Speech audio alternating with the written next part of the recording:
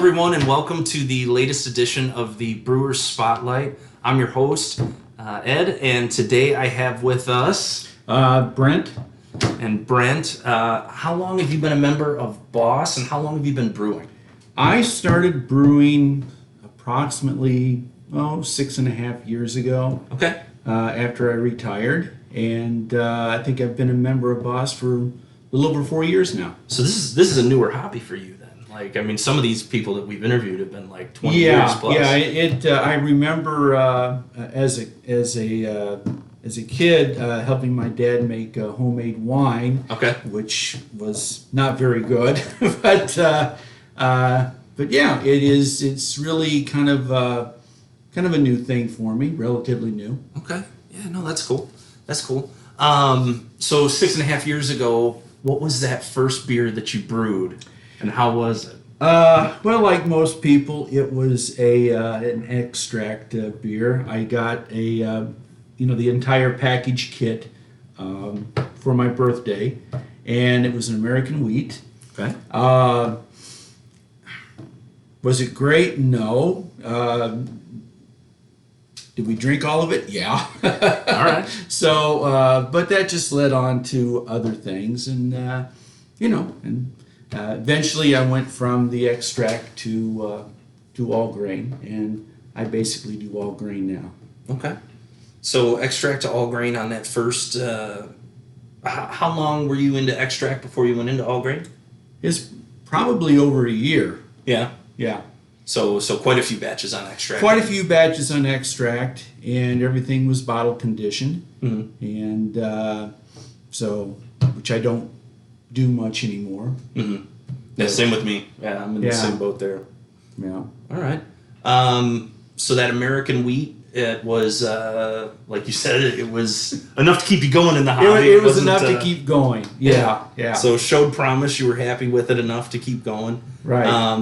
Do you brew a lot of American wheats now? Is it like a favorite style of yours? No, I don't. I don't do. If I'm going to do a wheat, I usually do a Hefeweizen. Okay. Saison also. Okay. So you like that kind of yeast phenolic with the wheat? I would say if I was going to drink a beer, an everyday beer, it's going to be a Hefeweizen. I do like that that clove, banana. Right. Good stuff. Yeah, I agree.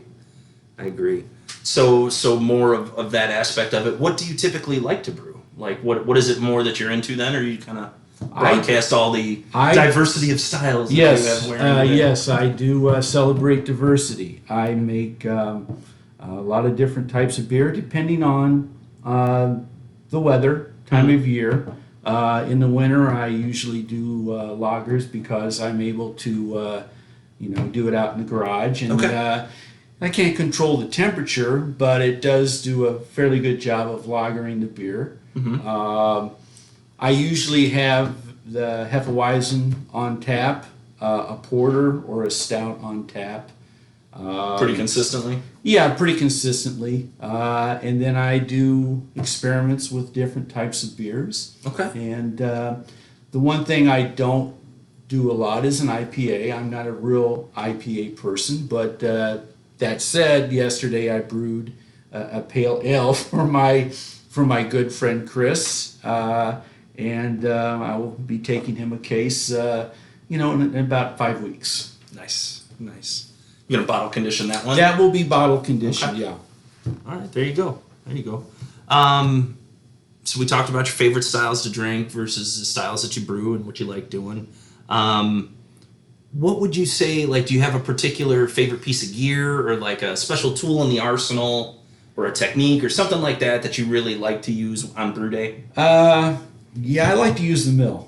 Okay. All right. What is it about the mill? There's something about the mill once you get the grain in there and you're grinding it up, and you can smell the grain and the crystal. You know that now you're getting ready to mash it and to make the beer. So I like to mill the grain. So you've been brewing for a few years, but you are also a retired teacher. I am a retired high school teacher, yes. And so I'm sure you have a lot of very sage advice over the years. So I'm curious to know, like, what would you tell a new brewer getting into the hobby? Like, do you have any nuggets that you would impart to them, or Just do what you want to do. You know, you're going to have failures because everybody does, and you're going to do things wrong. Learn from those mistakes, and you know, if you like it, then you did a good job. Don't. Everybody has an opinion on beer. Not everybody tastes it differently. If you like it, you did a good job. There you go. I like that.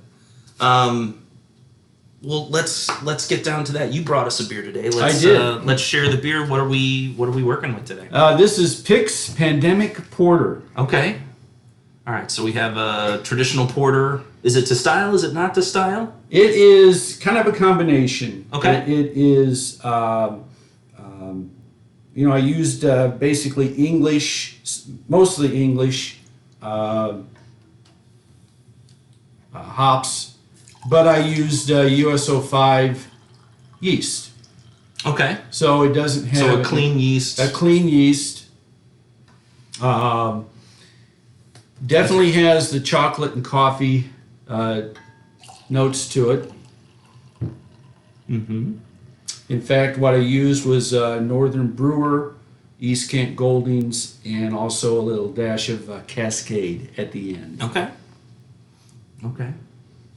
So English grains. English grains. This batch, I used 3 pounds of two-row. I used 3 pounds of Maris Otter, 3 pounds of pale ale, English pale ale. Okay. Half a pound of dark Munich, a half a pound of golden naked oats, a pound of chocolate, half a pound of crystal 80, half a pound of wheat malt, and a quarter pound of brown. That Okay. was the grain bill. All right. Now, there was 3 different base grains in that. There, Right. You had the British, you had the standard 2-row, and then you had some English pale. Right. Is it because, like, had that been me, that would have been because I was out of other things. So you use 3 different base malts. Is Right. is there a reason for that? Yeah, it's an experiment. Okay. You know, I have done this same recipe using 9 pounds of Maris Otter. Okay. I've done using Golden Promise, using the pale malt. Okay. I just wanted to see what differences, you know, major or subtle, there might be. You know, you always try to tweak a recipe to try to make it better. Sure, absolutely. So those other iterations of the beer that you've had at this point, how does this compare? Like, what would you? Because that's a nice even split, Right. And this is tasty. I mean, this Right. is good. I'm just curious, like what you I noticed. think it's I don't notice any major difference. Now the other difference in this, the recipe also calls at the end 12 ounces of molasses, Okay.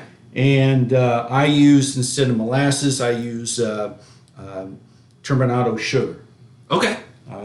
Again, 12 ounces at the end. Okay. So then, yeah, I was gonna say. So then, by the end of this is probably 9 pounds of base grain, another 3/4 of a pound of sugar. This is probably what, 6% ish. 6%ish, yes. Yeah, 35 IBUs. Okay. All right. No, very nice. Very nice. Yeah, I do like a porter, and this is a recipe that I've made probably a dozen times, and Yeah. like I said, I usually try to keep one on tap. Yeah. No, that's very nice. That's and it's clean. Like I'm not a huge like different yeast proponent guy, but like there is a noticeable difference between like using a Chico yeast versus an Right. English, yeast, and it's I'm always surprised that I can pick that out. You know, like it's surprising how that is because Right, using a yeast like SO4 or Windsor, and I specifically just use dry yeast. I don't use a liquid yeast. It would give it a little, I think, a little more fruitier flavor profile. Wasn't what I was looking for.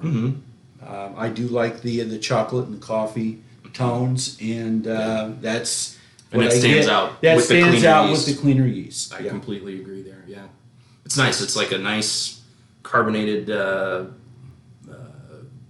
cold coffee. You know, like a ice brewed coffee. It's nice. Yeah. Yeah, I think this batch turned out pretty good. Yeah. Yeah. I'm not upset by it at all. Indeed. So, do you have a home brewery name? Do you have anything that you play with there on the creative front? Well, I always I think with my side of the garage. Okay.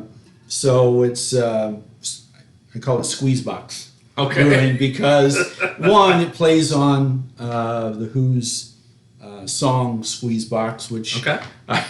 I've always liked, Yeah. and because everything is kind of squeezed into my area of the garage. All right, I like that. And we'll see some of those photos as Right, we right. in the intro and the outro here as well. Right. Yeah, no, that's wonderful. I like that. Anything? So this is the Pix Pandemic Porter Yes. recipe. This is one that you gave in the book, is it not? I believe so. Yes, I think so too. I think this was one. This one is probably tweaked a little bit different. As you can see, every time I make it, I have a page. Oh, is that how you're doing this? Yeah. Okay. So So you have every iteration of the recipe Right. as you go and you keep them together. I keep them together. Okay. And if I find another porter recipe, I somehow it looks good. I try to incorporate it with this, and Very cool. But it, for the most part, the yeast and the hops pretty much stay the same. Stay the same. Yeah. So you consistently will use a Chico yeast. Like you don't typically use the English for this. Yeah. Yes, I usually use like this. I did to make sure I used 2 packages of USO5. I have used Nottingham also, which is very neutral as well. Yeah, Nottingham's it's a beast. It'll Yeah. ferment concrete. It It's will, always the yeah. joke that everybody says. Yeah. Yeah. All right, very good. Any parting words of wisdom or anything like that for the audience at home here? About brewing, about life in general? If you brew beer, just keep doing it and enjoy what you're doing. It's a lovely thing. Indeed it is. And on that note, everyone, thanks again for watching the Brewers Spotlight. I'm your host, Ed. This has been Brent. Please come on out and say hello and have a drink. We'll see you then. Take care. Cheers.